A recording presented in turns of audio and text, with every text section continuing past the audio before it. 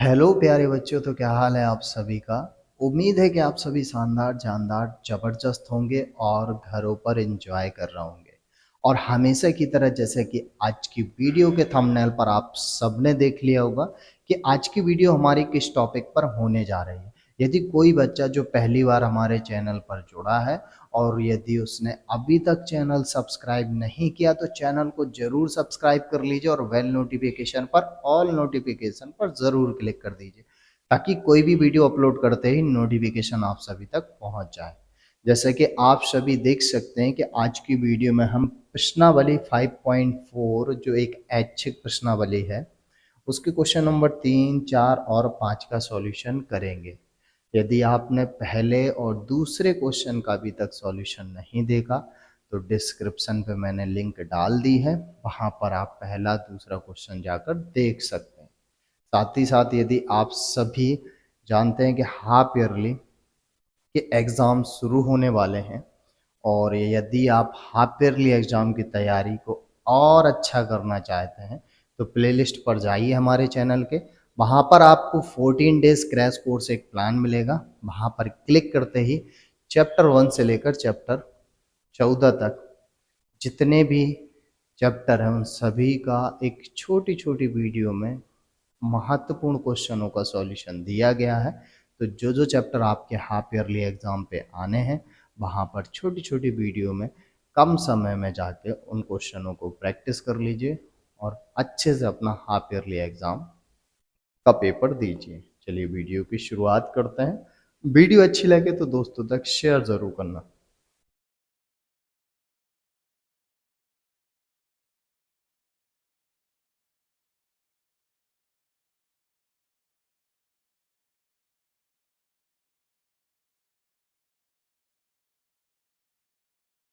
अब आप देख सकते हैं क्वेश्चन नंबर 3। एक सीढ़ी के क्रमागत डंडे परस्पर 25 सेंटीमीटर की दूरी पर हैं। आकृति देखिए। देखते हैं कि ये जो सीढ़ी दी गई है इसमें जो डंडे दिए गए हैं ये 25-25 सेंटीमीटर की डिस्टेंस पे दिख रहे हैं। ऐसा क्वेश्चन पे बोल भी रहा है। डंडों की लंबाई एक समान रूप से घटती जाती है, यानी कि आगे पढ़ते हैं क्या कह रहे हैं। घटती जाती है तथा सबसे निचले डंडे की लंबाई 45 सेंटीमीटर और सबसे ऊपर वाले डंडे की लंबाई 25 सेंटीमीटर, यानी कि डंडे की लंबाई क्रमशः घटती जा रही है एक समान रूप से, यानी कि समांतर श्रेणी का क्रम बन रहा है। सबसे नीचे के डंडे की जो माप है 45 सेंटीमीटर और सबसे ऊपर के डंडे की जो माप है वो 25 सेंटीमीटर है। यदि ऊपरी और निचले डंडों के बीच की दूरी 2 सही 1/2 मीटर है, मतलब यहाँ से और यहाँ से इन डंडों के बीच की दूरी जो है वो मीटर में दे रहा है, 2 सही 1/2 मीटर दे रहा है। तो डंडों को बनाने के लिए लकड़ी की कितनी लंबाई की आवश्यकता पड़ेगी, मतलब ये जो डंडे यूज किए जा रहे हैं कितने डंडों की आवश्यकता पड़ेगी, कितनी माप की आवश्यकता पड़ेगी। सबसे पहली चीज पहले और पहले और आखिरी पहले और आखिरी डंडे के बीच की दूरी जो दे रहा है वो दे रहा है 2 सही 1/2 में दे रहा है। इसको सॉल्व करते हैं, 2 दूनी 4 और 1 5/2 हो जाएगा, वो भी मीटर में। क्योंकि सारा कुछ माप सेंटीमीटर में दी गई है तो इस मीटर को सेंटीमीटर में बदलने के लिए 100 से गुणा कर देंगे तो बचेगा 50, यानी कि ओवरऑल 250 सेंटीमीटर पहले डंडे से लेकर और आखिरी डंडे के बीच की जो डिस्टेंस है वो 250 सेंटीमीटर है, यानी 250 सेंटीमीटर है। अब यहाँ से यहाँ तक कितने डंडों की आवश्यकता होगी, तो कुल डंडों की आवश्यकता क्या करेंगे, कुल डंडों की आवश्यकता। ठीक है, तो कुल डंडों की आवश्यकता के लिए हमें क्या करना है, 250 जो टोटल पहले और अंतिम डंडों के बीच की डिस्टेंस 250 सेंटीमीटर है और दो डंडों के बीच की जो डिस्टेंस है वो 25-25 सेंटीमीटर है। तो 25 से हम क्या करते हैं, भाग देते हैं और प्लस का 1 कर देते हैं। जब सॉल्व करेंगे 250 में 25 से जैसे ही भाग देंगे तो 10 बचेगा प्लस 1 बराबर टोटल 11 डंडों की आवश्यकता पड़नी है। प्रश्न यहीं पर थोड़ा सा डिस्कस करते हैं कि बच्चों के दिमाग में ये आता है कि चलिए दो डंडों के बीच की डिस्टेंस 25 सेंटीमीटर है और सर ने पहले और आखिरी डंडों की जो बीच की दूरी 250 सेंटीमीटर थी उसमें भाग दे दिया, वहां तक तो ठीक था। लेकिन सर आपने एक क्यों किया? तो मैं आपको एक एक्सप्लेनेशन देता हूँ। जैसे मैं आपके सामने एक सीढ़ी बना देता हूँ, यहाँ पर 4 डंडे यूज करता हूँ, 1 2 3 4, ये पांचवा भी यूज कर लेता हूँ। ठीक है, पांचवा भी डंडा यूज कर लेता हूँ, जरा ध्यान से समझना। दो डंडों के बीच की दूरी 25 सेंटीमीटर है। ठीक है, 25 सेंटीमीटर। तो ओवरऑल डिस्टेंस कितनी हो जाएगी? 100 सेंटीमीटर। पहले डंडे से आखिरी डंडे के बीच की जो ओवरऑल डिस्टेंस 25 25 25 25 100 सेंटीमीटर हो गई। चलिए यहाँ पे डंडे आपको दिख रहे हैं, 1 2 3 4 5 है। लेकिन अगर डंडों की संख्या पता करें तो टोटल पहले डंडे से आखिरी डंडे के बीच की दूरी कितनी है? 100 सेंटीमीटर। दो डंडों के बीच की दूरी कितना है? 25। और 25 से जैसे ही भाग देंगे कितना निकलेगा? 4। लेकिन डंडे कितने यूज हुए? 1 2 3 4 5। तो प्लस 1 करके हमें क्या पता पड़ जाएगा? 5 डंडे पता पड़ जाएंगे। आप देख सकते हैं ये रहा, और इसी कारण से एक हमने जोड़ा, क्योंकि ओवरऑल जो बीच की डिस्टेंस पहले और अंतिम डंडों के बीच की डिस्टेंस थी 250 सेंटीमीटर में, 25 से भाग देने के बाद एक जोड़ दिया, यानी कि ओवरऑल यहाँ पर कितने डंडे यूज किए गए? 11। कितने डंडे यूज किए गए ओवरऑल? 11। आई होप कि आप मेरी बात समझ पा रहे होंगे। अब मैं इसको थोड़ा इरेज करना चाहूंगा, ये मैंने आपको एक एग्जांपल लेके समझाया। अब यहां से देखते हैं पहले डंडे की माप बराबर ए बराबर 45 सेंटीमीटर। अब मैंने ए क्यों लिया? क्योंकि डंडे की जो लंबाई है वो समान रूप से घट रही है। समान रूप से घटना या समान रूप से बढ़ना, ये समांतर श्रेणी को निर्देशित करता है। और अंतिम डंडे की माप, अंतिम डंडे की माप एल बराबर कितना दे रहा? 25 सेंटीमीटर। ठीक है, तब सभी तब सभी 11 डंडों की लंबाई, तो समांतर श्रेणी का एक फॉर्मूला है ना, एस एन बराबर N by two A plus का एल। एन की जगह कितने डंडे यूज किएगा? 11/2। ए की जगह कितना है? 45। और एल की जगह कितना है? 25। 11/2 जोड़ के कितना हो जाएगा? 70। 2 से भाग देंगे 35, तो 11 पचे 55 की 5, हासिल आई 5, 11 × 33 और 5 38। यानी कि जो डंडे यूज किए जाएंगे वो टोटल 11 यूज किए जाएंगे, और जो 11 के 11 डंडे यूज किए जाएंगे उन सब की संपूर्ण लंबाई जो हो जाएगी 385 सेंटीमीटर। बात क्लियर है ना?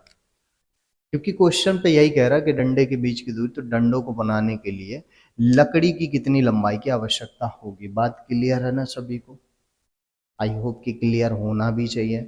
समझ आया? बहुत अच्छा समझ आया तो कमेंट बॉक्स पे कमेंट कीजिए, जरा हमको भी मोटिवेट कीजिए कि हमने आपको किस तरीके से समझाने का प्रयास किया। वीडियो को पॉज करके स्क्रीनशॉट ले सकते हैं आप।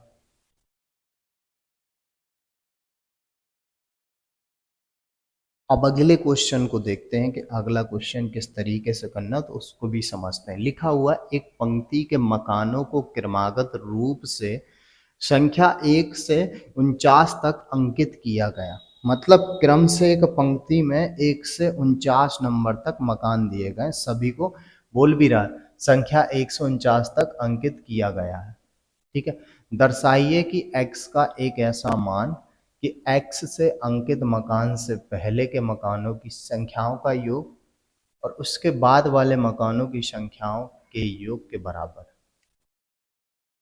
x का मान ज्ञात कीजिए। इंग्लिश में पढ़ते हैं, the houses of a row are numbered consecutively from 1 to 49 so that there is a value of x such that the sum of the numbers of the houses preceding the house numbered x is equal to the sum of the numbers of the houses following it. Find this value of x. अब मैं आपको बताता हूं है क्या scene. देखिए, मकान है कहां तक,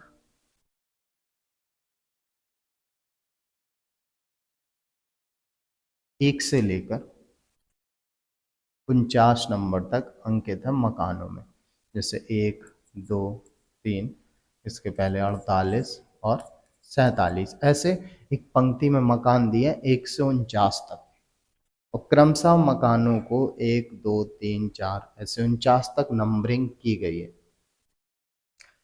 एक मकान है x, कह रहा ना, दर्शाई कि x का एक ऐसा मान कि x से अंकित मकान से पहले इनके बीच में कोई मकान है जिसमें x अंकित है नंबर।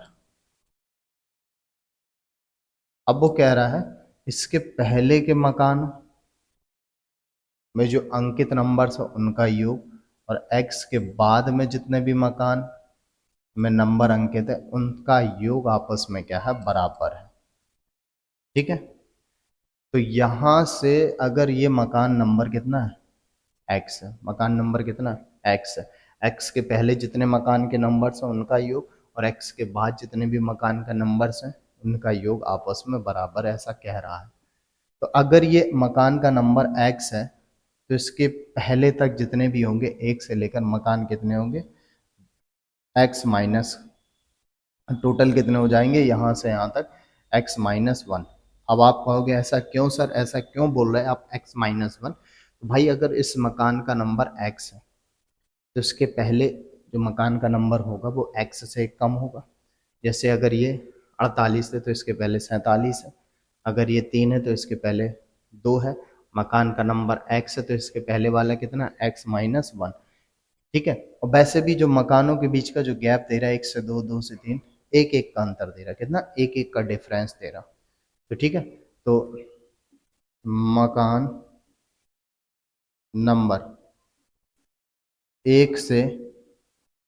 एक से इसके पहले जो मकान होगा उसका जो नंबर कितना होगा, इसके पहले जो मकान होगा उसका जो नंबर होगा x-1। मकान नंबर 1 से x-1 तक के नंबरों का योग, नंबरों का योग, ऐसा क्वेश्चन। मकान नंबर 1 से x-1 तक के नंबरों का योग। ठीक है, अब यहाँ पर अगर ध्यान से देखेंगे तो प्रॉपर तरीके से एक समांतर श्रेणी बनती हुई नजर आ रही है, क्योंकि 1 से 2, 2 से 3, एक एक का अंतर बढ़ता हुआ दिख रहा है। ठीक है, तो पहली कंडीशन में अगर a बराबर देखेंगे यहाँ पर तो कितना हो जाएगा, 1 हो जाएगा। जो d होगा वो a2 माइनस a1, यानी कि 2 माइनस 1 बराबर 1, क्योंकि क्रमागत 1 से लेकर 49 तक है तो सार्वंतर d का मान 1 निकलेगा। ठीक है, और जो n बराबर होगा वो हो जाएगा x-1, क्योंकि अगर ये मकान नंबर x है तो इसके पहले x-1 होगा। तो योगफल ज्ञात करते हैं, तो एच एन बराबर जो फॉर्मूला होगा n/2 और 2a प्लस का n-1 इंटू डी हो जाएगा। ठीक है, एस x-1, n की जगह कितना लिखेंगे, x-1/2, 2a की जगह पे 1 रहेगा, n की जगह x-1 और d की जगह पर भी 1 रहेगा, तो x-1/2, तो 2 और x-2, 2 से 2 कट गया। अब बचा कितना, s x-1 बराबर कितना बचेगा, x इंटू x-1/2। ठीक है, इक्वेशन फर्स्ट, x के पहले जितने भी मकानों में नंबर्स थे उन सब का जो टोटल आ गया x इंटू x-1/2। अब इसके आगे जो मकान नंबर होगा, ये जो x है ना, इसके आगे जो मकान नंबर होगा इस जगह पे इसका जो नंबर होगा वो कितना होगा, x+1। तो अब क्या करते हैं, मकान संख्या, नंबर या संख्या x+1 से 49 नंबर तक के मकानों की संख्याओं का योग, संख्याओं का योग। थ्योरी थोड़ा सा ऑर्डिनरी लग सकती है, लेकिन आप समझने का प्रयास करें। मकान संख्या x+1, क्योंकि x के बाद जो मकान संख्या आएगी उसकी संख्या आएगी x+1। x+1 से 49 नंबर तक, ये 49 नंबर तक के मकानों की संख्याओं का योग, मकानों पे जो भी संख्याएं अंकित हो उन सब का योग, क्योंकि बोला x के पहले जितने मकान थे उन सभी पर जो अंकित संख्याएं थी उनका योग, और x के बाद जितने भी मकान है उन पर अंकित संख्याओं का योग आपस में बराबर है। x के बाद जो मकान संख्या आएगी वो x+1।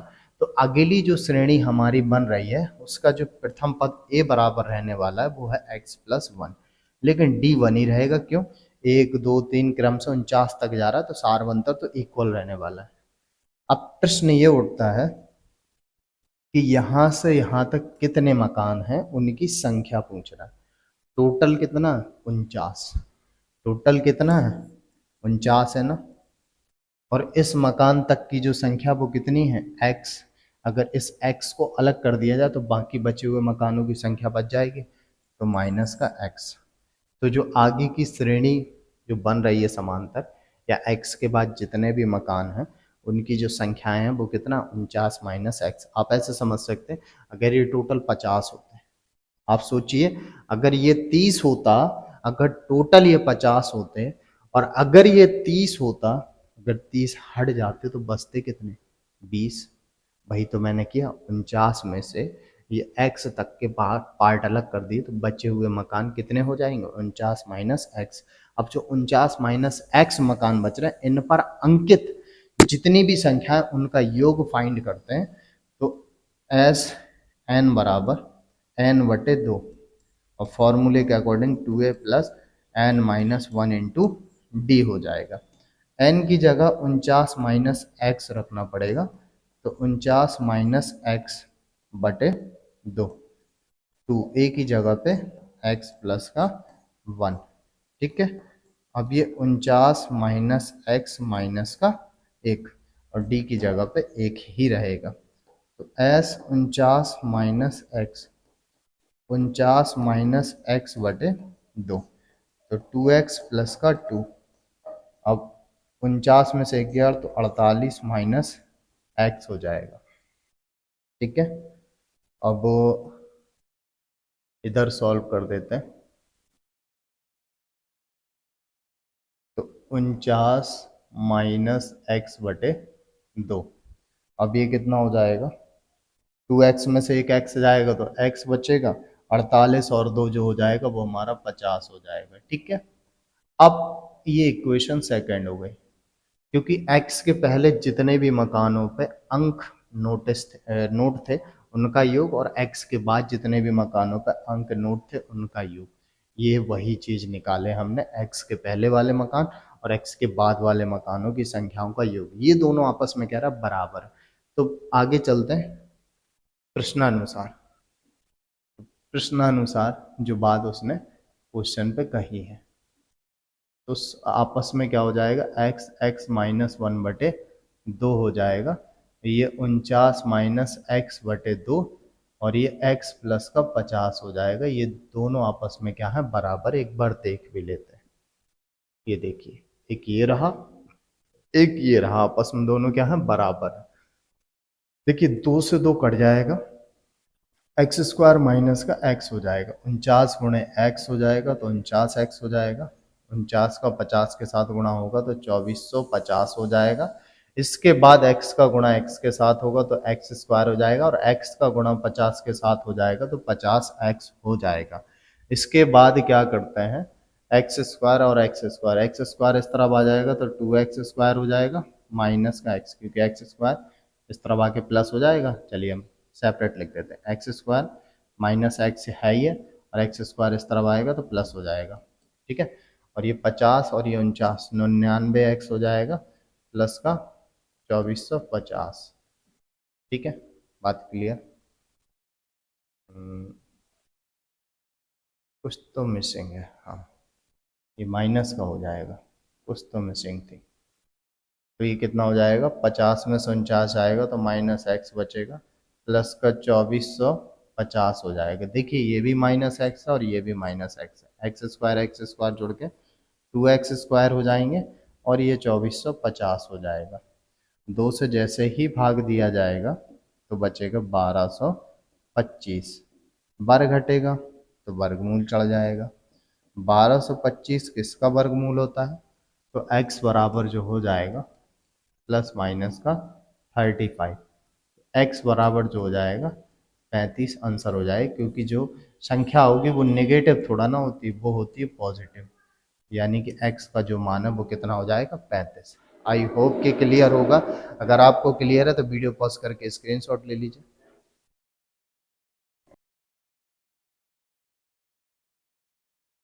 अब अगले क्वेश्चन की तरफ चलते हैं। तो अगला क्वेश्चन क्या है उसको भी समझते हैं। तो अगला क्वेश्चन जैसे कि आप सभी स्क्रीन पर देख सकते हैं, एक फुटबॉल के मैदान में एक छोटा चबूतरा है जिसमें 15 सीढ़ियां कुछ इस तरीके से 1 से लेकर 15 सीढ़ियां नजर आ रही हैं।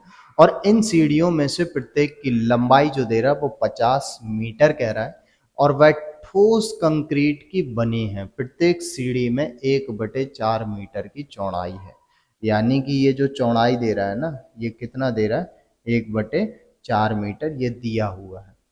और 1/2 मीटर का फैलाव है। ठीक है ना, जो फैलाव दे रहा है वो कितना दे रहा है, 1/2 मीटर का फैलाव दे रहा है। ठीक है, बात क्लियर है। आकृति देख लीजिए। इस चबूतरे को बनाने में लगी कंक्रीट का कुल आयतन परिकलित कीजिए। अगर हम पहली जो चबूतरा है उसकी सीढ़ी का आयतन ज्ञात करें, ये पहला हिस्सा, ये आप पहला हिस्सा अगर ध्यान से देखें ये वाला, ठीक है। पहली सीढ़ी, पहली सीढ़ी में लगे कंक्रीट का आयतन, लगे कंक्रीट का, कंक्रीट का आयतन। तो आयतन क्या हो जाए, जब यार भाई एक बात बताइए, लंबाई चौड़ाई ऊंचाई सब दे रहा है, ये हिस्सा दे रहा, ठीक है, ये ऊंचाई दे रहा है, ये फैलाव दे रहा, तो ये जो एक सीढ़ी बन रही है, एक सीढ़ी का जो शेप है वो कहीं ना कहीं घनाभ के आकार का है। और घनाभ में क्या दे रहा, लंबाई चौड़ाई ऊंचाई। तो लंबाई कितनी हो गई, देख रहे सारी चीजें आपके सामने हैं, एकदम क्लियर दे रहा है, ये चीज दे रहा है, ये चीज दे रहा है। तो लंबाई चौड़ाई ऊंचाई इनको ऐसे ही लिख लेते हैं, 1/4, 1/2 और 50, तीनों चीज तो दे रहा, लंबाई चौड़ाई ऊंचाई तीनों चीजें। देखिए लंबाई चौड़ाई ऊंचाई तीनों चीजें दे रहा। तो एक सीढ़ी को बनाने में, ठीक है, लगे कंक्रीट का आयतन 2 से भाग दे देते हैं, फिलहाल में कट जाएगा तो 25 बचेगा। यानी कि 25/4 मीटर क्यूब। पहली सीढ़ी को बनाने में जो कंक्रीट का आयतन होगा वो 25/4 मीटर क्यूब हो जाएगा। ठीक है, अब बात ये समझना है कि पहली सीढ़ी में तो ये हो गया हिस्सा, और दूसरी वाली सीढ़ी को अगर ध्यान से देखो तो दुगना हो गया। इसके बाद लिखते हैं दूसरी सीढ़ी, दूसरी सीढ़ी में लगे कंक्रीट का आयतन। ठीक है, तो कितना हो जाएगा, आप ध्यान से देखिए, पहले का निकल आया, अब बाद वाला कितना हो गया, बाद वाला आप ये ध्यान से देखिए, ये दोगुना नहीं हो गया, तो दोगुना कर देंगे, क्या हो जाएगा, 2×25/4 मीटर क्यूब। इसके बाद तीसरी सीढ़ी, ठीक है, इसके बाद तीसरी सीढ़ी में लगे कंक्रीट का आयतन कितना हो जाएगा, 3 गुना हो जाएगा, तो 25/4 मीटर क्यूब। ठीक है, अब इस तरीके से पहली सीढ़ी का बस निकाल लीजिए आप कंक्रीट का आयतन, दूसरे में दोगुना, तीसरे में आप देख सकते हो 3 गुना हो जाएगा। देखिए 1 2 3 इससे 3 गुना हो जाएगा, ऐसे ही चलता चला जाएगा। तो प्राप्त श्रेणी सीढ़ियों, सीढ़ियों में लगे कंक्रीट के आयतनों द्वारा प्राप्त श्रेणी। तो पहली श्रेणी का जो आयतन था वो 25/4 था, दूसरी का 2 × 25/4, तीसरी का 3 × 25/4। ऐसे कहाँ तक? 15 सीढ़ी हैं। कितनी सीढ़ी हैं? 15 सीढ़ी हैं टोटल। अब टोटल 15 सीढ़ियों को बनाने में जो टोटल कंक्रीट का आयतन है वो ज्ञात करते हैं। तो ए बराबर कितना हो जाएगा? 25/4 हो जाएगा, क्योंकि आप देख सकते हो क्रमबद्ध तरीके से बढ़ती जा रही है सीढ़ियों में लगे कंक्रीट के आयतन के द्वारा जो प्राप्त श्रेणी है। और डी जो हो जाएगा वो हो जाएगा A2 माइनस का A1, यानी 2 × 25/4 माइनस 25/4, तो बचेगा ये भी 25/4। और n बराबर जो हो जाएगा वो 15 सीढ़ियाँ, तो लिख देंगे अब सभी 15 सीढ़ियों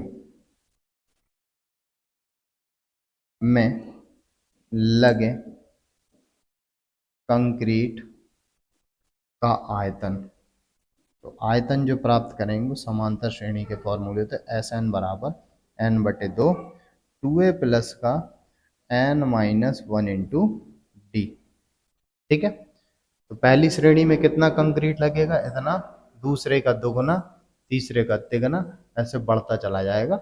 इन सबको काउंट कर दीजिए, मतलब योग कर दीजिए, तो आपको टोटल कंक्रीट का आयतन पता पड़ जाएगा। आगे आते हैं, तो n की जगह कितना यूज करना है? 15, यानी कि 15/2। टू ए की जगह पे कितना था? 25/4, ये 15 माइनस 1, और डी की जगह पे भी 25/4। अब क्या करते हैं, 15/2 तो लिखा हुआ है, फिलहाल में 25/4 दोनों में कॉमन दिख रहा है, तो 2 बचेगा, और ये 15 माइनस 1 बचेगा। ठीक है, और ये 15 पन्ना 75 की 5 हासिल लगी 7, 15 दूनी 30 और 7 37, और ये बटे 8। अब ये कितना हो जाएगा? 2 और ये 14,